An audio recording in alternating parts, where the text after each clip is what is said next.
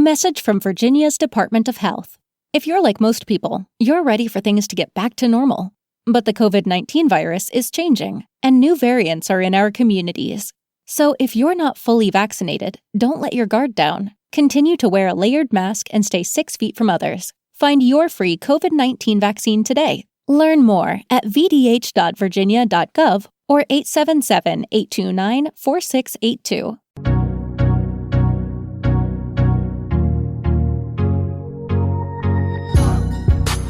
What's going on? It's Joey Thurman, and welcome to Season 3 of the Fad or Future podcast.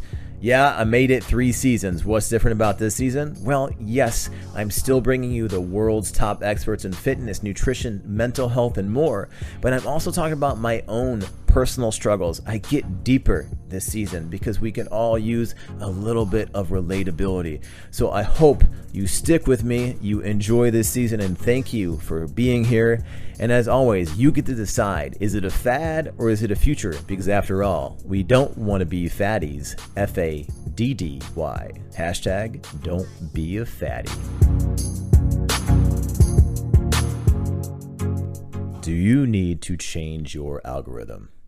What's up, it's Joey Thurman, and in the first episode of Season 3 of the Fad or Future podcast, I have Joel Relampagos, good friend of mine, executive producer, but also former and really always addict, who discovered Change Your Algorithm, a place where people can go to for free, who have hit rock bottom, who are on their way up, who have struggled mentally, physically, all sorts of problems. We've all been there.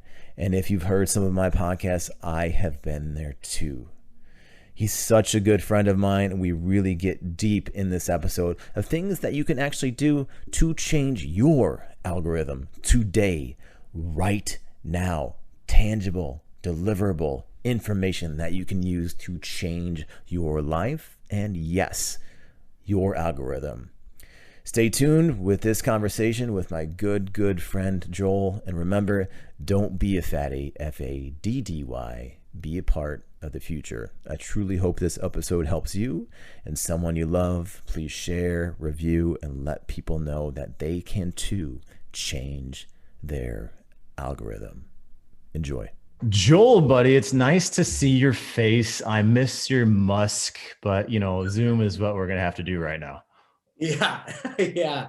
How's it going, man? Thanks so much for having me. Well, I appreciate it. People probably heard in your bio, you've done a lot of things, like executive producer. I mean, you're producing a show right now, which might be out by the time this episode comes out, but you have a really interesting story in where your life is headed right now. And, you started Change Your Algorithm, and you're changing people's lives and minds and habits and things. But you really, as they say with the Hair Club for Men, you're not only the president, but you essentially had to find this company by finding yourself. Would you mind talking about that? Absolutely. So yeah, as you know, I executive produced a bunch of shows. I would say I spent, over 10 years over at NBC's The Biggest Loser, which was such a blast. And then continued to executive produce other shows like with Ashton Kutcher and whatnot. But during this time, I was actually dealing with depression and anxiety, and my addiction towards alcohol just kept growing and growing and growing. And so it wasn't until a year and a half ago that I was like, I can't live this duplicitous life anymore. On paper, bank account wise, Instagram, like my life looks fine, right? Like there's nothing wrong with Joel. And whenever I'm on set, I'm like the happy producer. But when I come home, it was just depression, anxiety, addiction. And so a year and a half ago, I chose to take a step back from entertainment for 50 days. And I checked myself into treatment, or as the kids call them, rehab. And I spent a ton of money, dude, on this place because I was like, if this is going to be an investment, it's going to be on a really, really good investment. And because it's my life. Turns out it was the best investment I ever made because I got to work with therapists and other mental health professionals that really taught me how my mind works. So it wasn't a place about how Oh, let me tell you about how drinking's bad and why it's bad for you. It was simply about, let's just talk about how the mind works, where your negative self-beliefs come from, how childhood development works, how all of these stories transcend through time and you take them with you, and how you can carry it with you if you haven't healed from past wounds. And so by the time I left this place, I basically was like, I'm in entertainment. I can either just continue to produce whatever show lands on my desk and do a great job with it, or I can actually use this vehicle, this mouthpiece, to raise awareness and not just entertain, but to actually inform people. And so I created Change Your Algorithm, which is a really large community of volunteer mental health therapists and wellness coaches, all of the above. And we basically offer free classes online to literally anybody and everybody. A lot of people see this as free therapy. So in the past 10 months that Change Your Algorithm has been in existence, we now have a community of thousands. We've done over 300 free mental wellness classes. And it's been really, really cool to take the lessons that I've learned in order to save my life and then supply that to other people without charging a fee. Yeah. And, I was fortunate enough to really be a part of one of your first few kind of test sessions, if That's you right. will. And it was really interesting because it came to me, and, with this show, I try most of these things out, whether it's a diet or, tripping balls on ketamine from my depression or whatever. Right. But I did try that out, and it came to me at a time where COVID had pretty much just hit, and I was just really sad. Gyms closed down, and I was getting ready to get on unemployment, and this woe is me and victim mentality and all this sort of shit.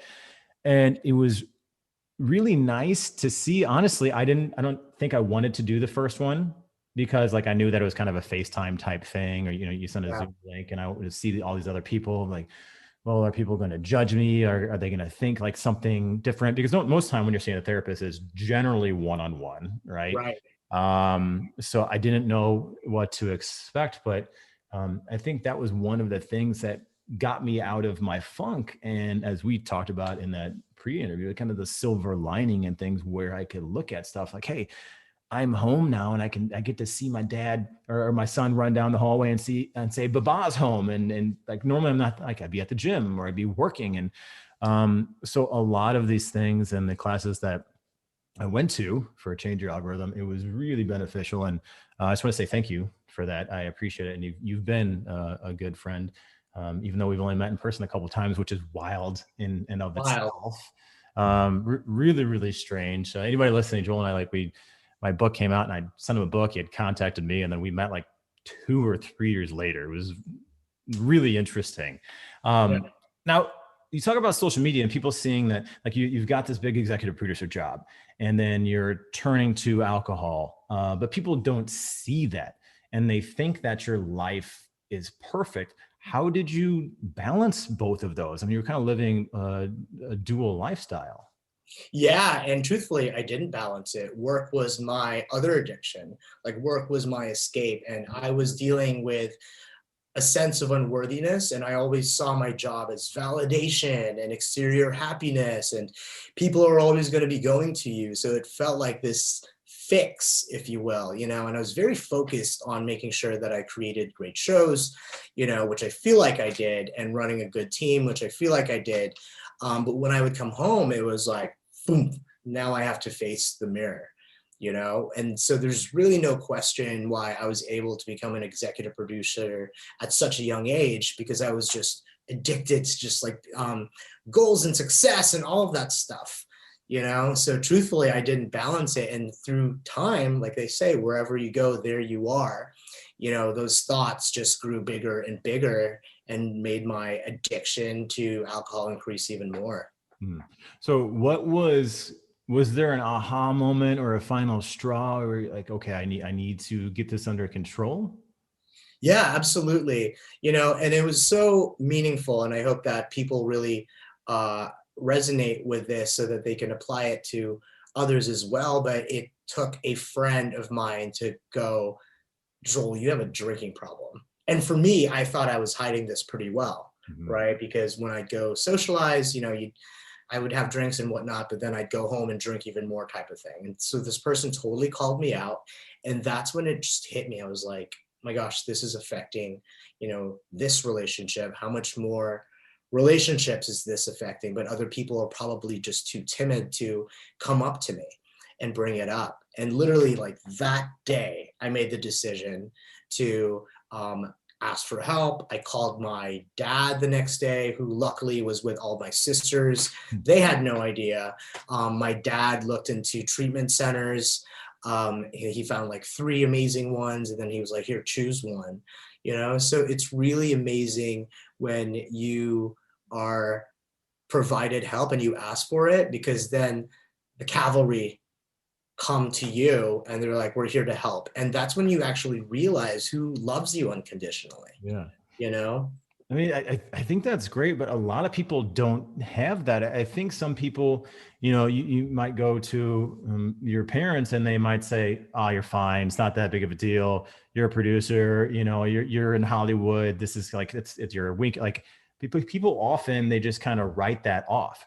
So what's your advice for individuals who don't have that support when they think that they do? It's a great question. Depending on culture, where you're from, religion, mental health is a little bit more accepting in other spaces. And my advice is to truthfully, and I'm allowed to do this because I'm not charging anything, is to go to change your algorithm. The website is changealgorithm.com. And Joey, it's like this healing space of peers with no judgment. There's a lot of people there that are going through exactly what you talked about, which is my mom told me that I shouldn't talk about this because it's just a phase. Right. Or my dad told me I'm going to be a disgrace to the family if I actually pursue what I want to do for a living.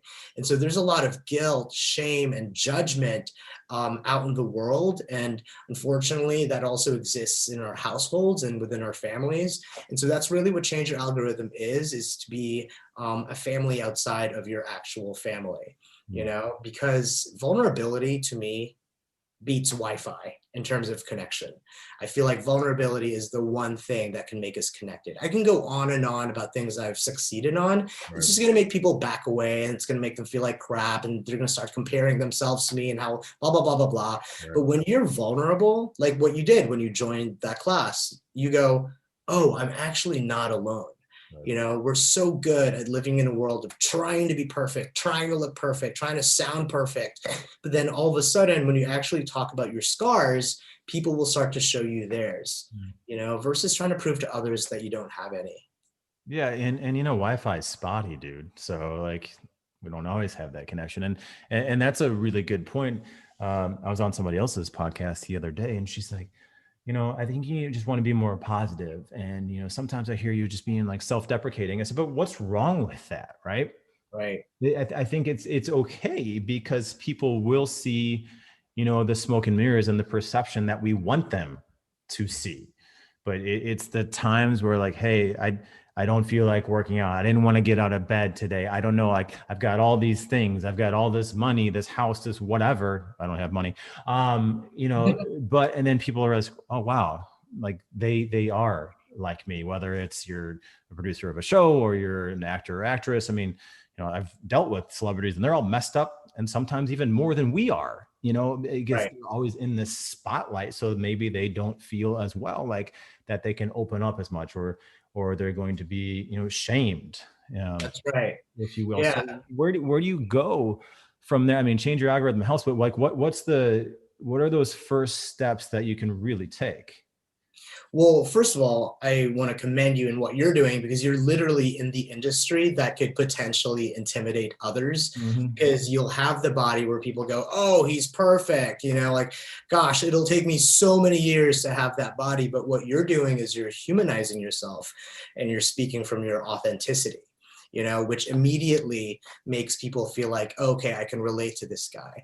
And then all of a sudden you'll talk about things like depression. And then again, you're gaining people's trust with, oh, I go through depression too. How many times have we seen celebrities in the news and we're like, oh my gosh, I can't believe that person committed suicide. Like they had everything. They had all the hit movies. They were so rich, like, the hot wife and all that stuff. I can't believe they just like gave that all up. But that's because we're all just looking at the cover of the book, really. And so what you do, and why I always commend you, is because you actually go beyond that and you talk about the substance and the context of it. So really, to answer your question, what really is the next step? It's doing just that, continuing to embrace your own authenticity, not trying to live up towards other people's expectations, understanding that you're in your lane and it's completely different from the other person's. I think a lot of us, when we are in a time of uncertainty, it's kind of like being in the eye of the storm, right? We can try to go past the storm, or we're basically going to get killed or hit by a car that's flying around, or we can just stay in there and focus, find the answer in the stillness versus the chaos which is out there. I firmly believe in impermanence and the universal law of it.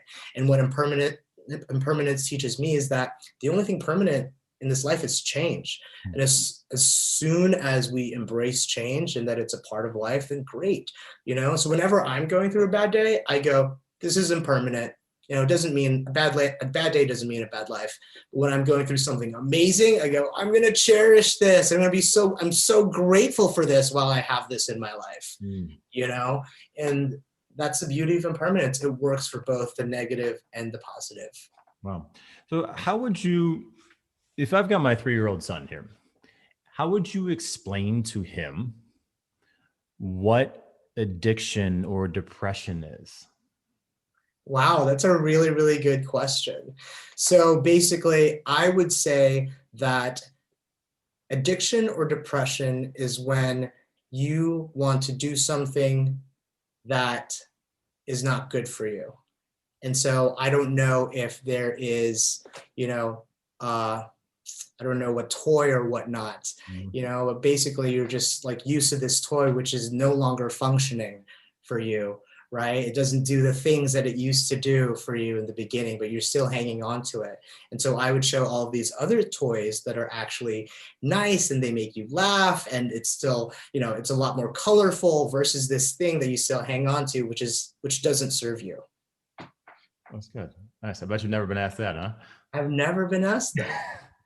Well, I love you, dude. I mean, that's the thing. Like, here's something that becoming a father and seeing him born and take his first breath, and I realized like I've got this new purpose in life, and I've realized that children are the purest forms of just life that we have. Like they only get messed up because they start experiencing these outside things. They're just born good and born good people. So as I really want to talk about, especially teenagers, right? I mean, there's so much addiction and all the social media pressures, and especially being stuck behind a computer screen, which is not good to be behind a screen, but at the same time, you got to be like as safe as possible. So people that are just at home, especially those teenagers, and what habits can they start to form that will start to help them, especially if they don't have like the tangible people in their lives? You said you can't reach out to obviously the family, the friends, if they don't feel like they're comfortable with that. But what's one thing, like if they're going to go to change your algorithm, like what's one of the first things that they're going to learn? Mindfulness, 100%. When I was a teenager, I believed that I was my thoughts, but now that I know better and I practice mindfulness, I preach about it all day long. And mindfulness meaning, for anyone that's trying to understand it, meaning that your emotions are real and you can embrace it fully, but your thoughts, you have the power to challenge it. So whenever I would have a thought of you're a loser, Joel, I would go, yeah, I guess I am a loser. Right? But now when I hear a thought of you're a loser, Joel, I, as the observer of my thought, goes, wait, am I a loser? no, I'm not. I've done this. I have so many people that love me and I love these people. I got 2 dogs that I get to walk every morning. I live in California, which is great. Like I literally have to bring in like all the things that I'm grateful for. So that's what I try to teach people is that you're not your thoughts. You are the observer of your thoughts. And yes, it takes work and effort to challenge a thought, but it's so worth doing that before that thought becomes a belief. A metaphor that I like to use is that when we log on to check our emails, right, the thing's going to say, we want to make sure you're not a robot, Joey. Can you please identify and select all of the crosswalks? And you're like, okay, crosswalk, crosswalk, crosswalk. And it's like, oh, we really want to make sure you're not a robot. Can you like select the motorcycles? And you're like, God, I'm not a robot, dude. And then you like, select the motorcycles and finally you get into the website. Right. The same applies to our thoughts. Why is it that we're so easy when it comes to our thoughts? We just let it into our websites, the website of the mind, right? But challenging your beliefs is going, wait, hold on, let me check you out for a second. Like, I want to make sure you're real and factual before you get into my mind and turn into a belief, right? Because all of those negative things, I'm going to be alone for the rest of my life. No one loves you. I believe them instantaneously, right? But now when those thoughts arrive, another great thought is this pandemic is going to last forever and you're never going to be successful ever again. You go, wait, I'm not a fortune teller. I actually can't predict the future accurately. Yeah. So that's a great way to actually go, that thought is wrong, you know? So how do you step outside of yourself and look at yourself, right? I mean, you step outside, and especially when you first start doing that, and you have all these negative thoughts, and I tell people all the time, and you need to be aware and absorb those thoughts. And it's okay to have the thought. It's okay to be sad. It's okay to even have the bad thoughts, like suicidal thoughts and all that sort of stuff. But how do you actually kind of step out, like, oh man, like this isn't good, or it's okay that I had this, or I need to just be aware of this and that this won't last forever? Yeah, you remove the judgment. We always are so quick to beat ourselves up and we judge ourselves. You know, what I like to tell people is that pain is certain, but suffering is optional. And what I mean by that is when you get into a car accident, you have that initial physical pain. It's like, oh my gosh, I hurt my shoulder. But the suffering that you add on to it is, oh my gosh, what are people going to think when I step out of my car right now? What if somebody sees me? That's so embarrassing. I don't think I'm going to be able to afford this. When am I going to ask for money for this? How am I going to do this? Oh, I can't afford that now because I have to pay for my stupid car. So already we're living in the future versus just acknowledging the pain. You hurt your shoulder. Just go one step at a time. And like Martin Luther King said, just don't worry about the entire staircase, just focus on the next step. But that judgment, what that does is that it starts to take you away from the present moment because now you're adding more pain into the additional. Yeah.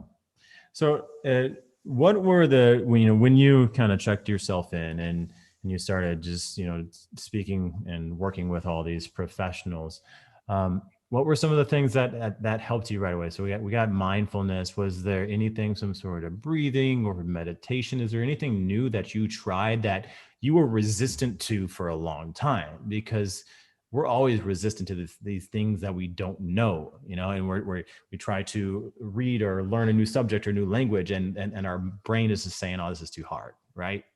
Yeah. What really helped you?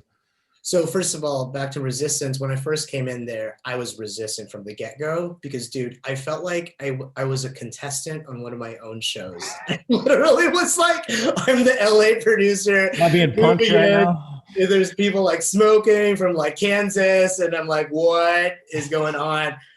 Dude, I didn't have a car there. I had like a limited amount of clothes. And of course, there were cameras there, like surveillance cameras. Yeah. And my first thought was, oh my gosh, I'm a contestant on my own show, and I have no control over like anything that I can do outside of here because now I'm living in this space with these other people who I've never met before, So again, there's that judgment, and I'm starting to freak myself out.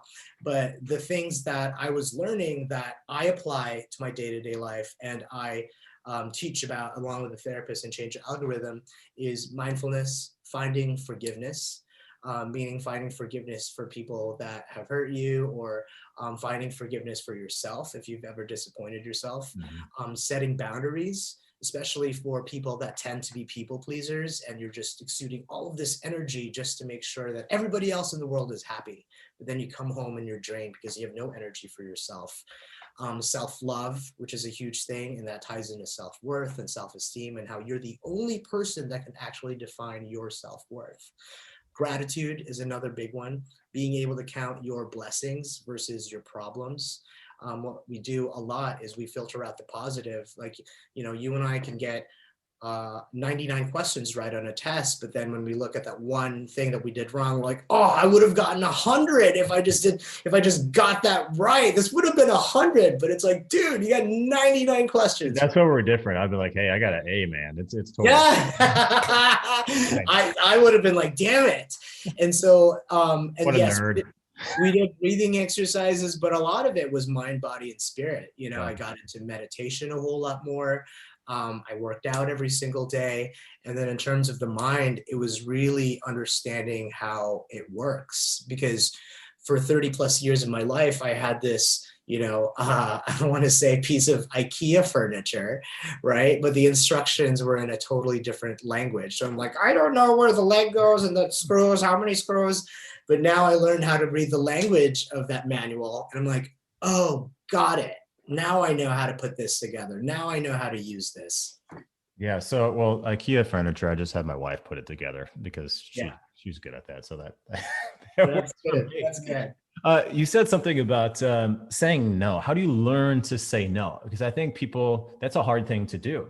Yeah. And I heard a quote before, your yes will never be as powerful until you learn to say no. That's right. How do you do that? Is people try to pull you in all sorts of different directions, and especially, I say that you need to get rid of like toxic behaviors and toxic people and get rid of the bad food and all this sort of shit, right? But sometimes these people that should be out of your life are your family. Right. What do you do? Yeah. So the very first step is to understand what your values are. Sometimes we set up boundaries and we don't even know what our values are, and the boundaries are there to protect the values. So what I mean by that is, if you don't have your values, you're basically putting up a fence, not knowing where the house is. You're like, oh, I'm just going to build this fence out here out in the field. There's my boundaries.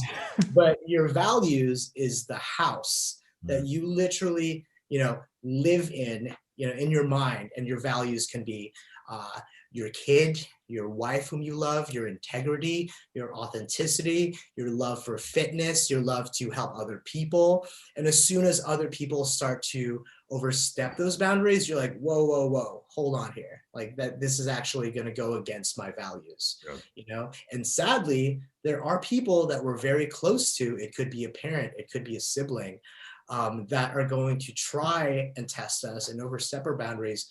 But again, at the end of the day, the longest relationship you're ever going to be in is with yourself. Yep. And it's not selfish to practice self-love, So that's really my advice to people. It's going to be a give and take. You can continue to let other people cross your boundaries, but then it's just going to make you feel bad at the end of the day. And you're compromising your own authenticity and your own values. Yeah, I mean, that's a good point, because if you don't take care of yourself, and the most important relationship is with yourself, and there's times in your life where you obviously need to put somebody else first. For what you have a kid, you just can't be like, I need to go and work out and get my sleep. Like, you're responsible for this child and keeping them alive, right? But for the most part, taking care of yourself and your mind and your body and your spirit and eating well and sleeping and all that sort of stuff is only going to help the other relationships in your life. I think, especially the people that are the caregivers and always there for individuals, often they don't take care of themselves and they don't see how that makes sense. That's right. That's exactly right. And that's why a lot of us, struggle with destination addiction. Destination addiction, meaning you have this idea that happiness exists in a place outside of yourself, meaning like, as soon as I make more money, then I'm going to be really, really happy. And then once you make more money, you're like, wait, actually, no, I want to make really, really more money in this platform. Then I'll be happy. And then you get there and you're like, oh, not enough people are watching me. Okay, when I make more viewers, then I'll be really, really happy. But then all of a sudden you're forgetting everything else in your life. So what I like to say is stop chasing. You are the destination. Like, everything we need is literally right here. You want to work out? go work out. I'm sure you've got a million workouts that involve no equipment. Right. You know, you want to meditate and sit, you can do it right here. Sit down. No matter how loud it is out there, your inner peace can always be in your control. Train yourself to find the answers and block out the noise, the cacophony of everything, you know. And then you want to understand your mind, then sit down and listen to your thoughts. Try to figure out which ones you can challenge, which ones are false and which one are true. You know, that's why I say stop the chase. You're the destination. How do you know which ones are false? Oh my gosh. So basically, I love these questions. You're a great interviewer. So 90% of our brain power is subconscious. 10% of it is the consciousness. So that 90% of subconscious, you know, that's where our beliefs lie from the developmental stages of childhood, 0 to 7, right? And then we carry it with us into adulthood. Our consciousness, that 10%, knows the truth. So I know I'm talking to Joey Thurman right now, and I'm looking at a laptop. And so basically, with addiction, for example, I know that I really, really wanted to quit. But my subconscious, which is my old story, my old belief, would go, yeah, but you have no purpose in life anymore. And so you should just probably continue to drink. And you're really familiar with it and it numbs the pain. So you should just try that. But my consciousness is like, no, I actually don't want to drink anymore. Like, I want to become better. And then my subconscious goes, yeah, but no one's going to like love you regardless. So just continue to drink. So I know it's false when it comes from my consciousness, right? That part of me that knows that I want to become better, that knows that I can be empowered, that I can be fulfilled. So what I did was that I revisited the stories in my subconscious and go, all right, how do I prove these stories wrong? Because I'm tired of living this story. And that's why the program is called Change Your Algorithm, you know, because we abide by the algorithm of our lives. We wake up, brush our teeth, shower, you know, take care of your kid, do all that stuff, check email, and then go back to bed. But those thoughts are also a part of our algorithm. We respond to life based off of those beliefs. But like things, all tech, you know, we look for connection. We can store a ton of data. We sleep to recharge. When all things tech have a malfunction, they can reprogram themselves. Our human malfunctions are anxiety, a sense of unworthiness, depression, addiction. And so when you reprogram that software in your mind, then the algorithm of your life is going to change. Everything starts with the mind. That's good. So, I mean, I'm not great at math, so I'm glad that you know,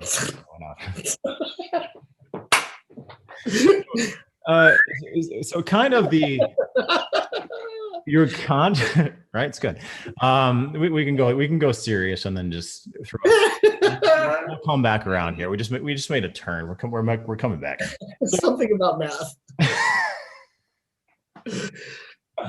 I'm sorry, everybody listening. I apologize. I couldn't help myself. So your conscious is almost like that gut feeling, right? Yeah. Absolutely. It's like it's people always like, I should have, I knew, or something was telling me. So, I mean, listen to that first and try to shut out that subconscious and those negative thoughts. Yeah, and it's not even shutting out the subconscious, because it's about having a relationship with it. You know, anything we try to escape, run away from, or numb, it's just going to find us eventually. Yeah. And when you do go with that gut feeling, just knowing that it comes from a place that isn't fear. Sometimes we have a gut feeling of, you know, I just need to become better. But is that a feeling because you want to become better because all of your buddies on social media are crushing it and now you're like, oh, I need to become better? Or are you wanting to become better because you just want to be better than who you used to be? So that comes from a place of love versus, oh my gosh, everyone's succeeding except for me. That comes from a place of fear, you know? So that really is the consciousness. Lead with your heart. Yeah, lead with your heart. I think that's good. So is there some technique where people, when they feel stressed and overwhelmed, is there something that you have found, or a lot of the people that visit your site, that they found that helps them out? Kind of almost, I don't want to say a quick fix, right? But something that just might calm the noise a little bit.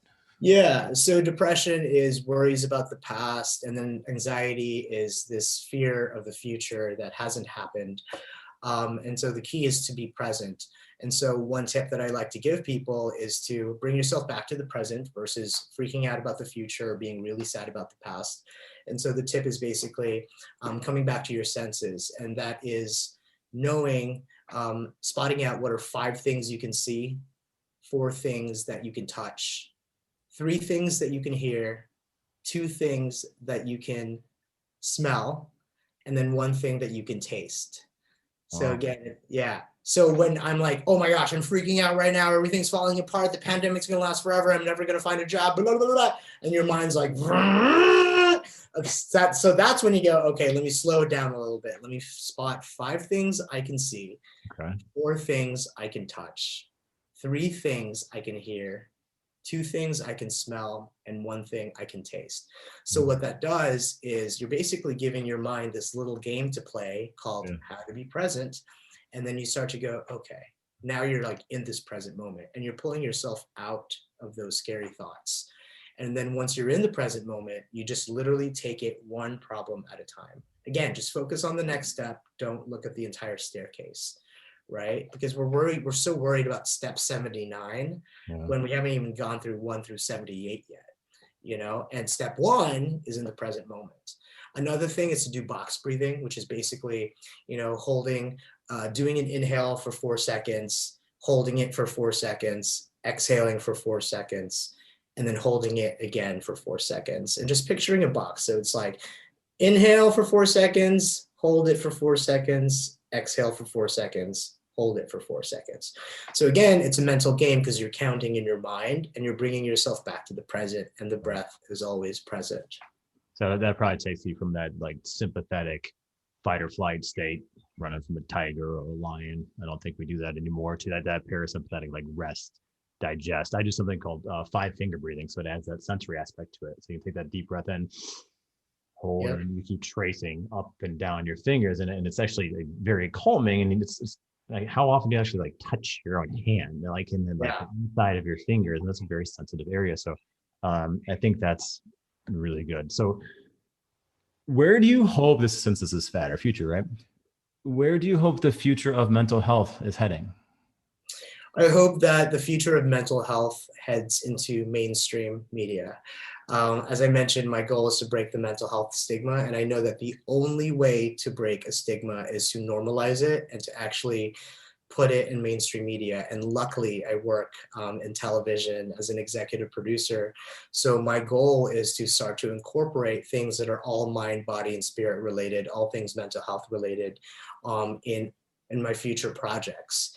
Obviously, Change Your Algorithm is one of them, but eventually, there is going to be an app that I'm going to continue to work on that involves media that is mental health based, as well as television shows, done in an entertaining way, but I'm well aware that, like politics, mental health is not the sexiest thing to talk about.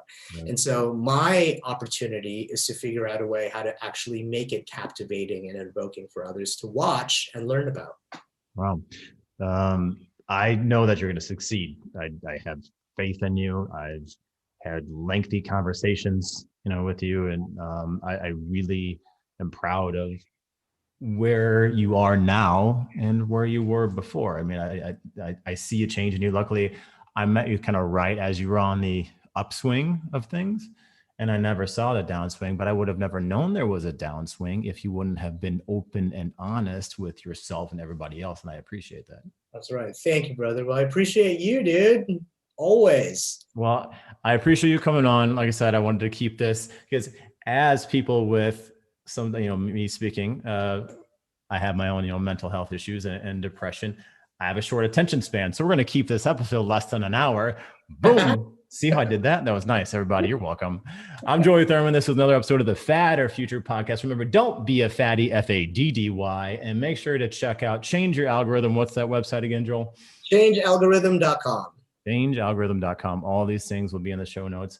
Check out Joel. He's truly a good guy, and he's changing the world. So each day you can truly get better for yourself. And remember, it's okay if you have a bad day. Shit's going to happen. Cheers, be well.